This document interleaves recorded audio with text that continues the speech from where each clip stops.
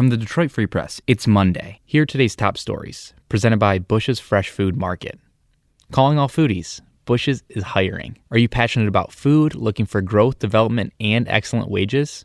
Come grow with Bush's and apply online at bushes.com/join our team. That's Bush's, BUSCHS.com/join our team.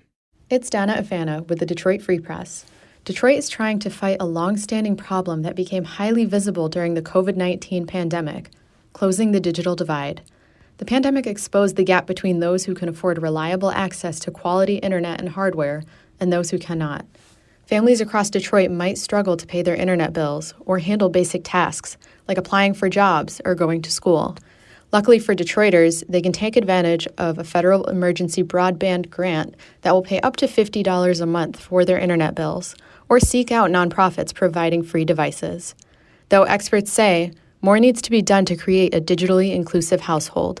Joshua Edmonds, the city's digital inclusion director, says it's about affordability and, quote, "If we are not getting at the root cause of people in poverty here, then all we're doing is putting on a Band-Aid." I'm Adrienne Roberts reporting for the Detroit Free Press. It's been 18 months since the start of the pandemic, so by now we're all familiar with the struggles business owners in Michigan have had with finding workers. They often blame enhanced unemployment benefits that added an extra $300 to claimants' weekly benefit amount and said that amount was hard to compete with. But now, federal enhanced benefits have ended in the state, and business owners are still having trouble finding seasonal workers for the important holiday season. So, they're getting creative.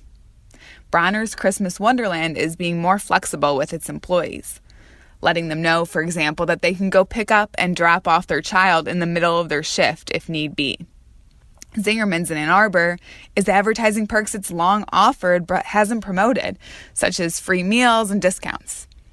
Other larger retailers, meanwhile, like Target and Walmart, are mostly forgoing seasonal hiring altogether and instead are offering current employees the opportunity to pick up extra shifts. I'm Sue Solaski, Detroit Free Press food writer.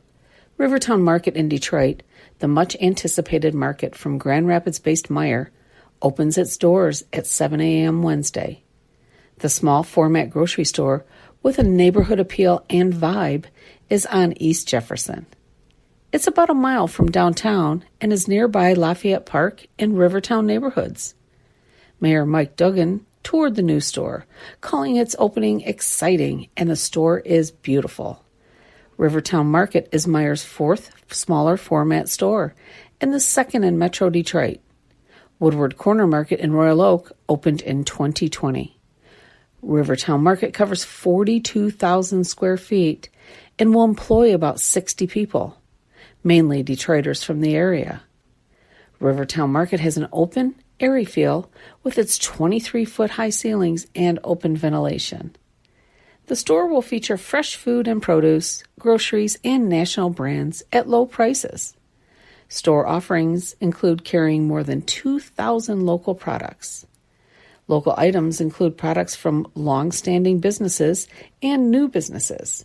There's also a Great Lakes coffee shop, an extensive beer, wine, and liquor counter. I'm Andrew Hammond for the Free Press Sports Department. The Detroit Lions fall 24-14 to the Chicago Bears at Soldier Field. The Lions once again got off to another mistake-filled slow start as the Bears jumped out to a 14-0 lead at halftime.